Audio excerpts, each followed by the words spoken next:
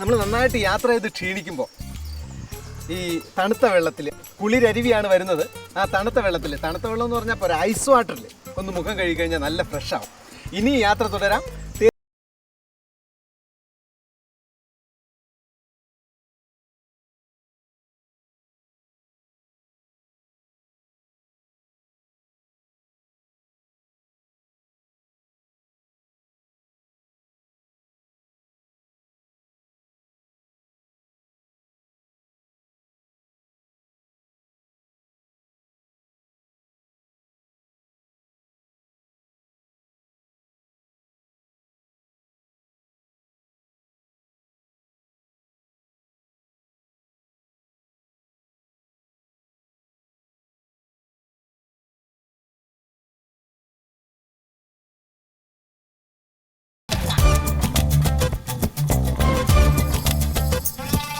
ഞാനിപ്പോൾ സുൽത്താൻ ബത്തേരിയിൽ നിന്ന് ഏകദേശം 20 കിലോമീറ്റർ അകലെ കുണ്ടരഞ്ഞി എന്ന സ്ഥലത്താണ്.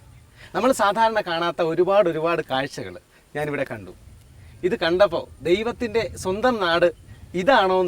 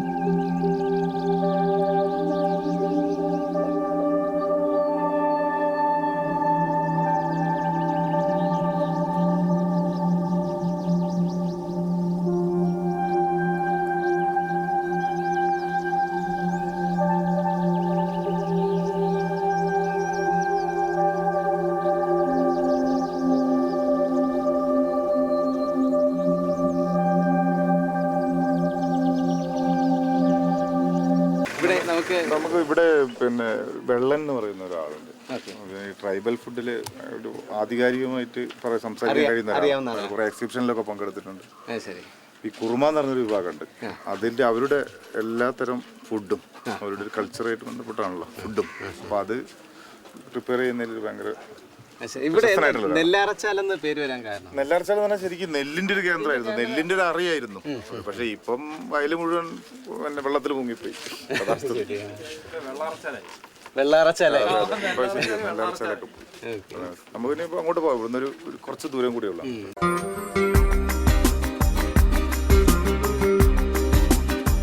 അപ്പൊ ഇനി വെള്ളന്റെ വീട്ടിലേക്ക്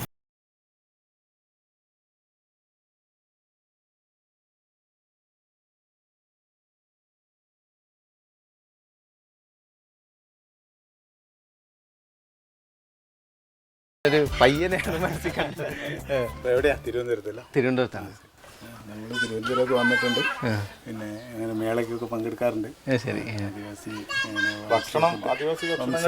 വംശീയ ഫുഡ് ഒക്കെ ഉണ്ടാക്കുന്ന നമ്മൾ വലിയ ഹോട്ടലുകളിലൊക്കെ ഉണ്ടാക്കുന്നുണ്ട്. വിശിഷ്ട അതിഥികൾ അവർക്ക് അവിടെ വരുന്ന സമയത്തൊക്കെ നമ്മളെ വിളിക്കാറുണ്ട്. ട്രൈബൽ ഫുഡ് ഉണ്ടാക്കി കൊടുക്കുന്നുണ്ട്. ഒരുപാട് എന്തൊക്കെയാ അതിൽ നമ്മൾ ഉണ്ടാക്കുന്നത് ഈ നമ്മുടെ പരമ്പരാഗതമായിട്ട് ഉണ്ടാക്കുന്നത് ഈ കല്ലുപുട്ട് എന്നാണ് പറയുക. കല്ലുപുട്ട് അതായത് വെണ്ണക്കല്ല് അല്ല, ദോശയാണ്. അത് വെണ്ണക്കല്ലിന്റെ ഒരു കല്ലാണ്. അതിൽ ഈ ഗന്ധകശാല അരി കൊണ്ട് പിന്നെ ഇടിച്ച് പൊടി ഉണ്ടാക്കിയിട്ട് ദോശയാണ്. എനിക്ക് പറഞ്ഞത് ദോശ, ഞങ്ങൾ പറയുന്നത് അതിന് കല്ലുപുട്ടെന്നാണ്. ഈ വെണ്ണക്കല്ലിൽ ഉണ്ടാക്കുന്നതുകൊണ്ടാണ് മിക്കവാറും ദിവസങ്ങളിലൊക്കെ വീട്ടിൽ ഉണ്ടാക്കല്ല. ഇപ്പൊ വിശേഷപ്പെട്ട ദിവസങ്ങളിൽ, അതായത് നമ്മൾ ഈ ഉച്ചാറ് കല്യാണങ്ങൾക്ക്, പിന്നെ ഈ കാരണന്മാർക്ക് ഉച്ചാറ്, ഞങ്ങൾക്ക് ഈ മരിച്ചുപോയ കാരണന്മാർക്കും പിന്നെ അങ്ങനെയുള്ള ആളുകൾക്ക് വഴിപാട് തറവാട്ടിൽ വെച്ച് നടത്തുന്നുണ്ട്. അപ്പോൾ അതിന് ഈ വെച്ച് കൊടുക്കുന്ന ഒരു ഇതുണ്ട്. അതിനാണ് ഈ കല്ലുപിട്ട് ഗന്ധകശാല അരിയൊക്കെ ഉണ്ടാക്കി അതിൽ ഉണ്ടാക്കി കൊടുക്കുന്നത്. പിന്നെ ഈ ഗന്ധകശാല അരിയൊക്കെ ഇവിടെ വാങ്ങുന്നതാണ് കൃഷി. ഇപ്പോൾ ഈ കാരാപ്പുഴ വന്ന് വെള്ളം നിറഞ്ഞുകൊണ്ട് കൃഷി നിന്നുമായിരിക്കണം. ഇല്ലെങ്കിൽ എല്ലാവരും ഇതിനായിട്ട് കൃഷി ചെയ്യും. ഈ ഒരു ആവശ്യത്തിനായിട്ട് നിരന്തരമായിട്ട് കൃഷി ചെയ്തിരിക്കും എല്ലാ ആളുകളും. കല്യാണത്തിന് നിർബന്ധം. കാരണം ഒരു പെണ്ണിനെ കെട്ടിച്ചു കൊടുക്കുന്നുണ്ടെങ്കിലോ പിന്നെ അതേമാതിരി തന്നെ വിരുന്ന് വരുമ്പോൾ അവർ ഇവിടുന്ന് എൻ്റെ ഒരു മകൻ കല്യാണം കഴിച്ച് വന്ന് അവർക്ക് അങ്ങോട്ട് കൊണ്ടുപോകണം. അത് കഴിഞ്ഞിട്ട് അവിടുന്ന് പെണ്ണിൻ്റെ വീട്ടുകാരും ഇങ്ങോട്ട് കെട്ടിവിടും. അപ്പോൾ ഈ ആളുടെ ധനസ്ഥിതിയും ഒക്കെ അനുസരിച്ചായിരിക്കും. ചില ആളുകൾ 101 കെട്ടിവിടും, ചില ആളുകൾ 51 കെട്ടിവിടും. അപ്പോൾ ഈ 101 കെട്ടിവിടണം. കാരണം ഇപ്പം നമ്മൾ ഈ നെല്ലാറയ്ക്ക് നിന്ന് വരുമ്പോൾ അവർ 101 കെട്ടും. എന്താ കാരണം അറിയാം? നെല്ലാറയിൽ ആള് കൂടുതലുള്ള സ്ഥലം. മറ്റ് ചില വീടുകളിൽ ഒരു 10-5 വീടുണ്ടെങ്കിൽ ഒരു 51 ഒരു 2 കെട്ട്. അതെ അന്തസ്. അത് കൊണ്ടുവന്നില്ലെങ്കിൽ അവർക്കൊരു കുറച്ചില്ല. നമുക്കിപ്പോൾ എന്താ ഉണ്ടാക്കി തരാൻ പോകുന്നത്? നിങ്ങൾക്കിപ്പോൾ നമ്മൾ സാധാരണ ഞങ്ങൾ ഈ ഇറച്ചി ചുട്ട് കൊടുക്കാറുണ്ട്. ഈ ചുട്ട് കൊടുക്കുന്ന ഒരു പരിപാടിയാണ് എവിടെയെന്നറിയോ? ഈ നായാട്ട് പോകും. നായാട്ട് പോയിട്ട് പിന്നെ നായാട്ട് കഴിഞ്ഞിട്ട് പന്നിയോ ആടോ മുയലോ കാട്ടുകോഴിയോ എന്തെങ്കിലും കിട്ടിയാൽ അതാദ്യം ചുടുക. അതിൻ്റെ കരലും അതുപോലെ എടുത്തിട്ട് അതിന് പേര് ചുട്ടിറച്ചി. അപ്പം നമ്മൾ ഇങ്ങനെ ആരെങ്കിലുമൊക്കെ ഇങ്ങനെ വരുന്ന ആളുകൾക്കും ഈ ചുട്ടിറച്ചിയാണ് കൊടുക്കുക. ഈ വീടുകളിൽ അതിട്ടുള്ളതിന് കറി. അല്ലാത്ത ഈ നായാട്ടിലാണ് മെയിനായിട്ട് ചുടുക. അതിനെ ഒന്നും ചേർക്കാതെ വെറും പച്ച ഇറച്ചി അത് ചുടുന്നതിന് പ്രത്യേകമായ ഒരു പപ്പിൽ കൊണ്ടുവന്നിട്ടാണ് ചുടുക എന്ന് പറയാം. മുറിച്ച് ഓരി വയ്ക്കുക എന്ന് പറയാം. ഈ ഓരി വയ്ക്കുന്നതിന് പപ്പ് എന്നാ പറയാം. ആ പപ്പിൽ കൊണ്ടുവന്നിട്ട് ഇത് വരുമ്പോൾ മുറിച്ച് കഷ്ണം ചെയ്യുന്നതിൻ്റെ കൂട്ടത്തിൽ ഈ ഇറച്ചി എടുത്തിട്ട് ചുട്ട് കൊടുക്കും. അപ്പം നിങ്ങൾക്കും അതുപോലെ ഒന്ന് ചുട്ട് തരാം വിചാരിക്കുന്നത്. അപ്പോൾ ഇപ്പോൾ കാട്ടിറച്ചി കിട്ടില്ല, കോഴിയെ കിട്ടും. അപ്പോൾ കോഴി ചുട്ട് തരാം. ഓക്കെ, എന്തായാലും നമ്മൾ വളരെ ലക്കിയാണ് അല്ലേ? നമ്മളിവിടെ എത്തിയപ്പോഴത്തേക്ക് നമ്മളെ കോഴിയെ, നാടൻ കോഴിയല്ലേ? നാടൻ കോഴി. എന്തായാലും വെടിയിറച്ചിയൊന്നും ഈ സമയത്ത് കിട്ടില്ല. അതുകൊണ്ട് നല്ല നാടൻ കോഴിയെ ചുട്ട് അതിന്റെ സീക്രട്ടും പറയാൻ പോവാണ്, സീക്രട്ട് പഠിപ്പിച്ചു തരാൻ പോവാണ്.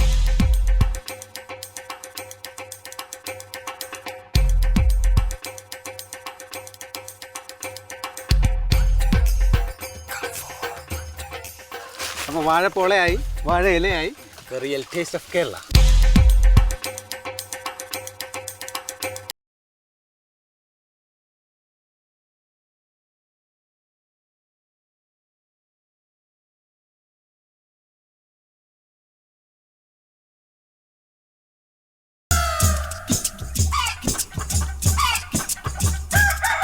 നമ്മുടെ ചിക്കനും റെഡി ആയിട്ടുണ്ട്. തീയും ഏകദേശമായി. അപ്പോൾ നമ്മൾ ഈ കോഴിയെ ചുട്ടെടുക്കുന്ന കനലിൽ വെച്ചാണ്. അപ്പോൾ കനൽ ഉണ്ടാക്കാനായിട്ട് വിറകിടുകയാണ്. കനലാവുമ്പോഴാണ് അതിനുള്ളിൽ വെച്ച് ചുട്ടെടുക്കുന്നത്. ഇതിനകത്ത് നമ്മൾ എന്തൊക്കെ മസാലയാണ് ചേർക്കുന്നത്? ഇതിൽ പിന്നെ നമ്മളിപ്പോൾ മുളകും പൊടി, മല്ലിപ്പൊടി, മഞ്ഞപ്പൊടി, പിന്നെ ഈ സർവ്വസുഗന്ധിൻ്റെ ഇല, പിന്നെ അതേ സർവ്വസുഗന്ധിയുടെ ഇല അല്ലേ? അത് നിങ്ങളുടെ ഇടിച്ച് നമ്മൾ തയ്യാറാക്കി വെച്ചിരിക്കുക ഒരു കൂട്ടുണ്ട്. കൂട്ട് പിന്നെ അതേമാതിരി തന്നെ അതിൽ കറിവേപ്പില, വെളുത്തുള്ളി ഇവിടെ തന്നെ ഇടിച്ചെടുക്കുന്നതാണ്. ഇടിച്ചെടുക്കുന്നത് ജീരകം, പിന്നെ അതേമാതിരി തന്നെ ഈ കാട്ടിലെ 1-2 ഈ സർവ്വപട്ടമാതിരിയുള്ള അതിന്റെ പൂവുകൾ ഒക്കെ ചേർത്തിട്ട് പ്രത്യേക മസാല ഉണ്ട്. വേറൊരു ടേസ്റ്റ് ആയിരിക്കും, വേറെ പ്രത്യേക ഒരു ടേസ്റ്റ് ആയിരിക്കും. അതായത് ഞങ്ങളുടെ രീതിയിലുള്ള വയനാട്ടിലെ ആദിവാസി ആ രീതിയിലുള്ള ടേസ്റ്റ് ആയിരിക്കും. അപ്പൊ അത് കഴിക്കുമ്പോൾ എല്ലാവർക്കും ഇഷ്ടപ്പെടുന്നുണ്ട്. അപ്പൊ അത് വെച്ചിട്ടാണ് നമ്മൾ മസാല കൂട്ടിയിട്ട് ഇപ്പോൾ ചൂടാ. അപ്പൊ ഇത് ഇനി പീസാക്കി ഇപ്പൊ കനലാവുന്ന സമയത്ത് നമുക്ക് ഇത് പീസാക്കി മസാല പെരട്ടും. മസാല പെരട്ടിയിട്ട് പിന്നെ കത്തി കൊണ്ടൊന്ന് വരി, പിന്നെ കടയാന്ന് പറയാ കോഴി, അത് വരയാന്ന് മസാല അതിന്റെ അകത്ത് പിടിക്കാൻ വേണ്ടിയിട്ട്. എങ്കിലേ അതിനുള്ള ഒരു ഉപ്പും ഒക്കെ ഉണ്ടാവുള്ളൂ. അപ്പൊ ആ ഒരു ടേസ്റ്റ് കിട്ടാൻ വേണ്ടിയിട്ട് അപ്പൊ എങ്കിലേ അത് പിടിക്കും. ഈ കനലിൽ ചുട്ടെടുക്കാനായിട്ട് ഏകദേശം എത്ര സമയം എടുക്കും? 1 മണിക്കൂറെങ്കിലും ശരിക്കും എന്ത് കഴിഞ്ഞാൽ ഒരു 1-1.5 മണിക്കൂർ എടുക്കും. അപ്പൊ നമുക്ക് വേഗം ചുട്ടെടുക്കാം. ഓക്കെ.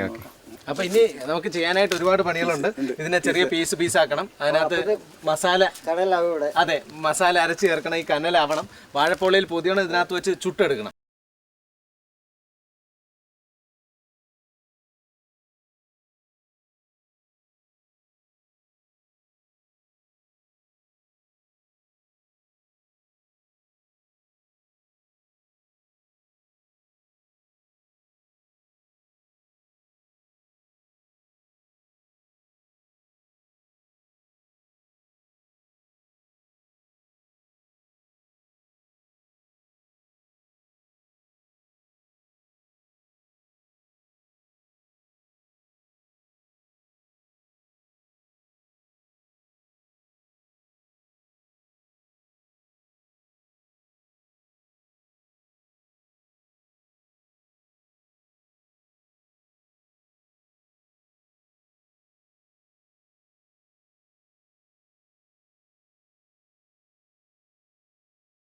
പീസും ഇങ്ങനെ വരയും കടയാന്നാണ് പറയുക.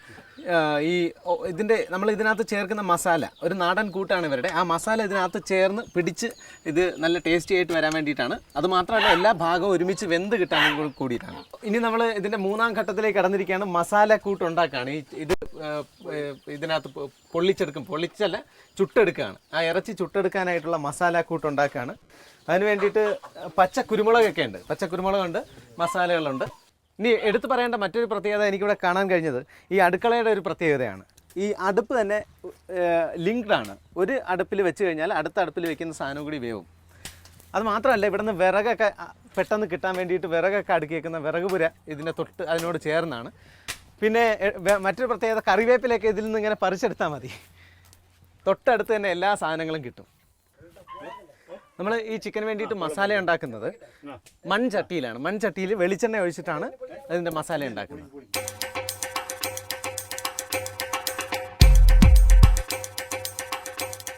ഇതാണ് നിങ്ങളുടെ വേഷം അല്ലേ, ട്രഡീഷണൽ വേഷം. അമ്മയുടെ പേര് ചിരിത എന്നാണ്. ഇതാണ് ഇവരുടെ ട്രഡീഷണൽ വേഷം.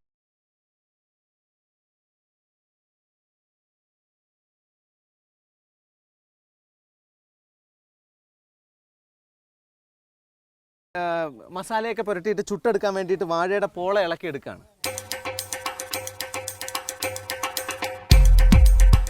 ഇനി നമ്മുടെ മസാല കൂട്ടുണ്ടാക്കാൻ പോവാണ്.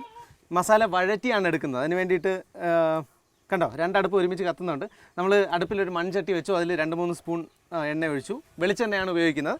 ഇനി ഈ മസാല എന്ന് പറയുന്നത് ഇവരുടെ ഒരു സ്പെഷ്യൽ മസാല കൂട്ടാണ്. അങ്ങനെ ഒരുപാട് സാധനങ്ങൾ, ജീരകം, പിന്നെ കാട്ടിൽ കിട്ടുന്ന ചില സാധനങ്ങളെല്ലാം കൂടി ചേർത്ത് ഉണ്ടാക്കിയിട്ടുള്ളൊരു മസാലയാണ്. പിന്നെ ഇത് മഞ്ഞപ്പൊടി, മുളക് പൊടി, മല്ലിപ്പൊടി. കുറച്ചധികം മല്ലിപ്പൊടി ഇടും അല്ലേ?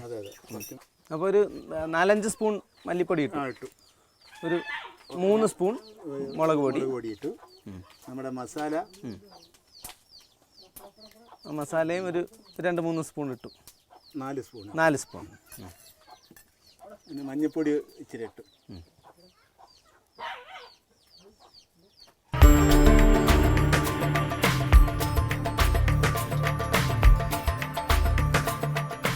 കറിവേപ്പില ഒരു 4-5 തണ്ട് ഇടാം അല്ലേ? ഇത് നന്നായിട്ട് ആയോ?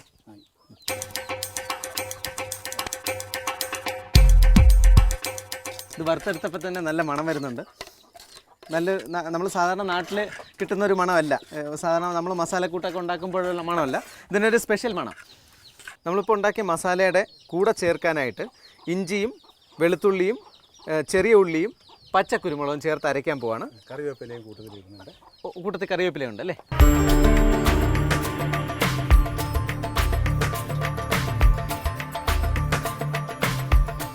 അപ്പോൾ നമ്മുടെ ഈ അരച്ചെന്ന് പറഞ്ഞാൽ നന്നായിട്ട് വടിയ അരച്ചല്ല എടുക്കുന്നത്. ഒരു അരപ്പരു ഒന്ന് ചതച്ചെടുത്തിട്ടാണ് ആ മസാലയുടെ കൂടെ മിക്സ് ചെയ്യുന്നത്.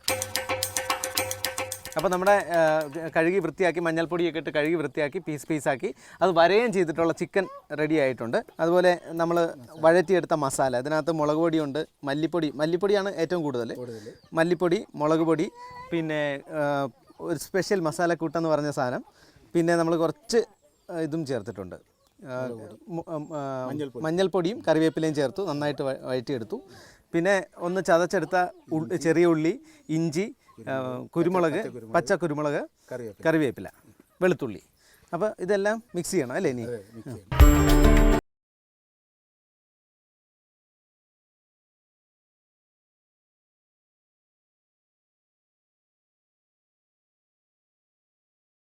നമ്മുടെ മസാല ഏകദേശം എല്ലാ ഭാഗത്തും നന്നായി തേച്ച് പിടിപ്പിച്ചു. ഇത് തേച്ച് പിടിപ്പിച്ചപ്പോൾ തന്നെ ഈ ചൂടുള്ള മസാലയാണ്. അപ്പോൾ ഇറച്ചിയിൽ പിടിക്കുമ്പോൾ തന്നെ ഒരു പ്രത്യേക മണം വരുന്നുണ്ട്. ഇനി ഇത് എത്ര സമയം ഇങ്ങനെ വെച്ചേക്കണം? 10 മിനിറ്റ് വെക്കണം. നമ്മളിപ്പോൾ പൊതിഞ്ഞ് വിടാൻ പോവാണ്. പൊതിഞ്ഞ് വിടുമ്പോൾ കുറച്ചുകൂടി സമയം എടുക്കും, കുറച്ചുകൂടി ടേസ്റ്റ് കൂടും. കാരണം ഇതിന് വെള്ളം നനയ്ക്കുന്നില്ലല്ലോ. ആവിയിൽ വെന്ത് വരികയാണ്. ഇപ്പോൾ മസാലയൊക്കെ സെയിം ആണ് അല്ലേ അതിന്? അപ്പോൾ ഇതേ മസാല ചേർത്തിട്ട് ഒരു കമ്പിയിൽ കുത്തി അത് ചുട്ടെടുക്കുകയാണെങ്കിൽ പെട്ടെന്ന് എളുപ്പം ഒരു 1/4 മണിക്കൂർ കൊണ്ട് ഇത് റെഡിയായി വരും. പക്ഷേ നമ്മൾ വാഴപ്പോളയിലൊക്കെ പൊതിഞ്ഞ് നന്നായി അത് ആവിയിൽ പുഴുങ്ങിയാണ് വരുന്നത്. ശരിക്കും കരിയാണെങ്കിൽ കൂടി ആ ആവിയിൽ പുഴുങ്ങി നന്നായിട്ട് വെന്ത് വരും. അതിനാണ് ടേസ്റ്റ് കൂടുതൽ. അതുകൊണ്ട് നമ്മളിന്ന് വാഴപ്പോളയിൽ പൊതിഞ്ഞെടുക്കുകയാണ്. അപ്പോൾ എന്തായാലും ടേസ്റ്റ് കൂടിയതിലേക്ക് തന്നെ നമുക്ക് പോവാം അല്ലേ?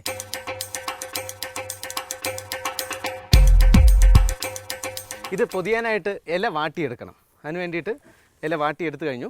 ഇനി ഇതിലാണ് വാഴപ്പോളയും കൂട്ടി പൊതിയുന്നത്.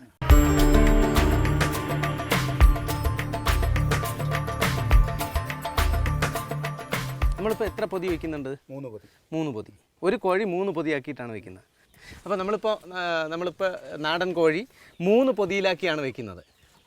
ഇത് ഇലയിൽ പൊതിഞ്ഞ ശേഷം വാഴയുടെ പോളയുണ്ട്, അതിലും പൊതിഞ്ഞതിന് ശേഷം 3 പൊതിയാക്കിയിട്ടാണ് വെക്കുന്നത്.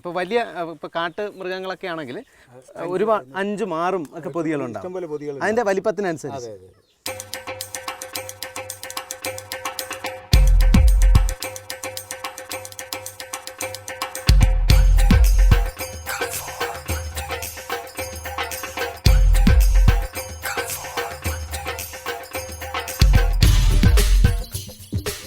ഏകദേശം ഇതിനകത്തൊരു 200 ഗ്രാം ഇറച്ചി ഇതിനകത്തുണ്ടാവുമെന്ന് തോന്നുന്നു. അത് 2 ഇലയിലായിട്ടാണ് പൊതിഞ്ഞത്. ഇലയിൽ പൊതിഞ്ഞതിന് ശേഷം വാഴയുടെ പോളം കൊണ്ട് ചുറ്റി കെട്ടിയിട്ടുണ്ട്. ഇനി കമ്പി വെച്ചിട്ടാണ് ഇത് ചുറ്റി ഇത് ഇളകി പോകാതിരിക്കാൻ വേണ്ടിയിട്ട് കെട്ടുന്നത്. അപ്പോൾ എന്തായാലും രണ്ടാമത്തെ ഒരു പൊതിയാനായിട്ട് എന്നെ ഏൽപ്പിച്ചിരിക്കും.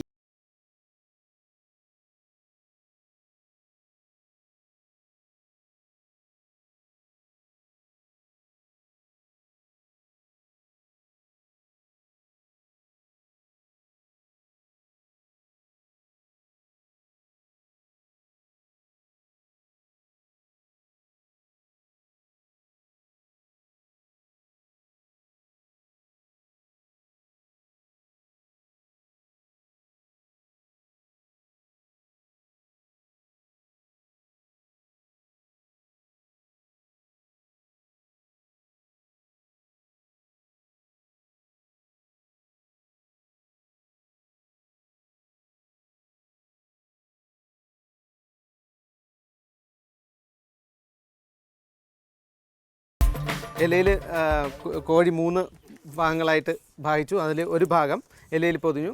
അതിനുശേഷം വാഴപ്പോള കൊണ്ട് ചുറ്റിക്കെട്ടി, അതിനുശേഷം ഒരു കമ്പി വെച്ച് കെട്ടി. ഇത് വാഴപ്പോള ചുറ്റി വെച്ച് ഇളകാതിരിക്കാൻ വേണ്ടിയിട്ടാണ്.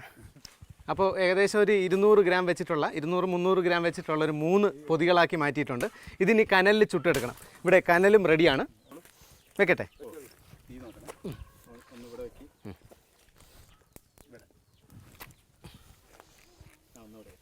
ഇവിടെ വെക്കട്ടെ. അപ്പോൾ 3 ഇത് വെച്ചു, കനലുകൊണ്ട് മൂടുകയാണ്.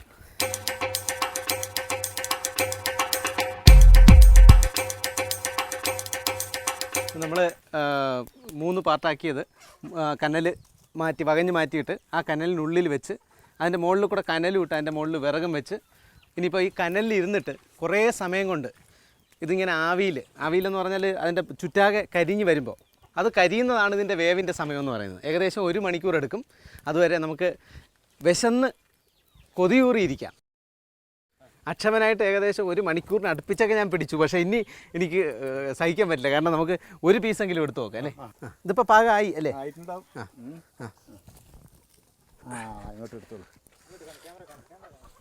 ഒരു പൊതി എന്തായാലും കിട്ടിയിട്ടുണ്ട്.